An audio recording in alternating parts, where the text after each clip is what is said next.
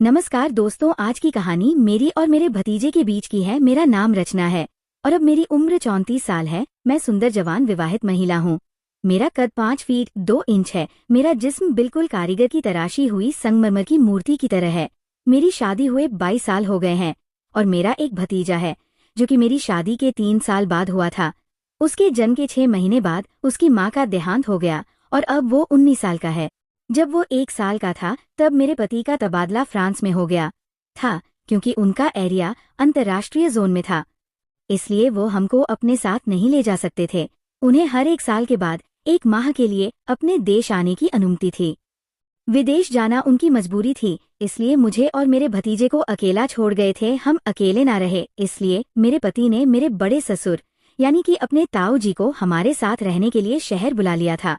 मेरे ससुर जब हमारे साथ रहने के लिए आए तब उनकी उम्र 57 साल की थी। वो हमसे अलग गांव में रहते थे। मेरी बड़ी सासू माँ की मृत्यु 1 साल पहले हो गई थी और पिछले 1 साल से ज्यादा वहीं पर गांव में अकेले ही रहते थे। गांव में रहने और खेती बाड़ी करने तथा गांव के बिल्कुल स्वच्छ वातावरण के कारण उनका शरीर बहुत ही गठीला था। वो इस उम्र में भी वो एकदम 35-46 साल के जवान लगते थे। पहले जब भी वो सासू के साथ हमारे घर आकर रहते थे तो मेरी पड़ोस वाली औरतें उन्हीं मेरे पति के भाई ही समझती थी। पति के जाने के बाद पिछले 9 माह से वो हमारे साथ ही रह रहे थे। पढ़े लिखे होने के कारण उनका पहनावा भी अच्छा था, इसलिए वो मेरे साथ घर में बहुत जल्दी घुल मिल गए। घर के कार्य और बच्चों की देखभाल में मेरा हाथ बांटते थे। मेरे पति को घर रहना बहुत पसंद था और विवाह के बाद कई दिनों तक ऐसा नहीं हुआ कि हम उनके बिना रहे हो। अब मेरे पति को फ्रांस गए हुए लगभग 14 महीने हो चुके थे। इन 14 महीनों में मुझे एक बार भी वो नहीं मिला, इसलिए मैं बेचैन और उदास रहती थी और पूरा दिन तड़पती रहती थी, पर कोई भरोसे का नहीं था। लेकिन 15 दिन पहले अचानक ही एक ऐसा अवसर मिला जिससे मेरी जिंदगी में बहुत बड़ा सुकून मिला। मित्रों, बात जब की है जब मैं घर की सफाई का कार्य करती हुई भतीजे के रूम में गई तो मैंने पाया कि वो रूम में नहीं था। मुझे समझ में नहीं आया कि वो कहाँ गया होगा, इसलिए मैं इधर उधर देखने लगी और तभी मुझे उसके बाथरूम की लाइट जलती हुई नजर आई।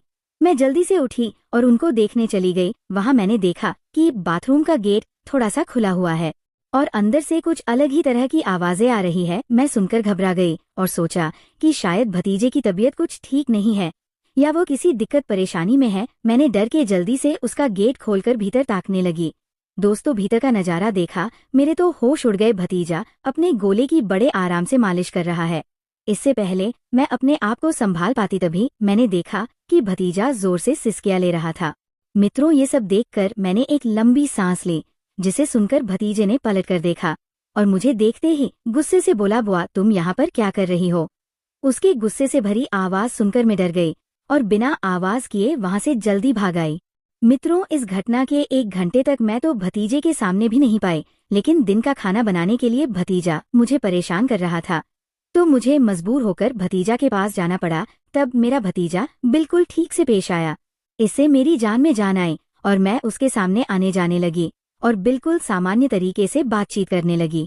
लेकिन उस घटना के बाद अगले दिन भी मैं उसी के बारे में सोच रही थी। दूसरे दिन रात को सोने के टाइम मेरा दिल बहुत उदास होने लगा। जब मेरा मन नहीं लगा तो मैं भतीजा के रूम में गई और उसने मुझे थोड़ा ऑयल लाने को कहा। मैंने उसे ऑयल लाकर दिया तो उसने मेरे सिर पर लगाना शुरू कर दिया। उसके बाद मैं अपने वस्त्र चेंज करने चली गई। तभी मेरे दिमाग में एक ख्याल आया कि अगर मैं अपने भतीजे रोहन को अपनी थोड़ी झलक दिखला दूं तो शायद कुछ न कुछ बात बन जाए। मैंने अपने सारे कपड़े चेंज करके एक सफेद कलर का नाइट सूट पहना और फिर भतीजे के रूम में गई। भतीजा ने मुझे उन कपड़ों में देखा और एक टक देखते ही रह गया। उसकी आंखों की चमक बता रही थी कि वह मेरे बिछाए हुए जाल में फंस गया है। मुझे सिर्फ कुछ देर इंतजार करना पड़ेगा और वह मुझे देखते ही एकदम स्थिर हो गया। फिर मैं धीरे धीरे अपने रूम में चली गई। मुझे निद्रा नहीं आ रही थी, इसलिए मैं बहुत देर तक ऐसे ही करवट बदलती रही। तभी मुझे याद आया कि मैंने भतीजे को दूध तो पिलाया ही नहीं। मैं उठी और भतीजा के रूम में गई तो पाया कि वह भी सो गया था। तब मेरे मन में आया कि मैं भी इसी रूम में सो जाती हूँ, क्योंकि भतीजा भी इसी रूम में सोया हुआ है। मैं भतीजे साथ वाले पलंग पर लेट गई। मैंने महसूस किया कि मैं जिंदगी का मजा चाहती हूँ। मैं अपना अकेलापन दूर करना चाहती हूँ, अपनी महीनों की भूख मिटाना चाहती हूँ। इसके लिए अब मुझे मेरे पति की गैर हाजिरी में भरोसे का और पूरा संतुष्ट करने वाला बंदा मिल चुका है। अब मैं और इंतजार नहीं कर सकती थी। इसलिए मैंने अपनी सारी बातें छोड़ दी और मैं भतीजे के पास जाकर बैठ गई। थोड़ी देर बाद भतीजा हिलने लगा। मुझे लगा कि उसका हाथ मेरे सर पर आ गया है और भतीजा जाग गया है। उनकी इस हरकत से मैं थोड़ा घबराई। मित्रों, मेरी हालत खराब हो गई थी। मेरी सांस उड़ रही थी, पर मैंने हिम्मत नहीं हारी। करीब 1.5 घंटे के बाद भतीजे का हाथ मेरे सर से हटा और नीचे आ गया। उनकी इस हरकत से मैं बहुत ज्यादा परेशान हुई। फिर कोई नहीं, मुझे अभी मजा आना शुरू ही हुआ था कि भतीजा उठकर बैठ गया और उसकी निदिया खुल गई।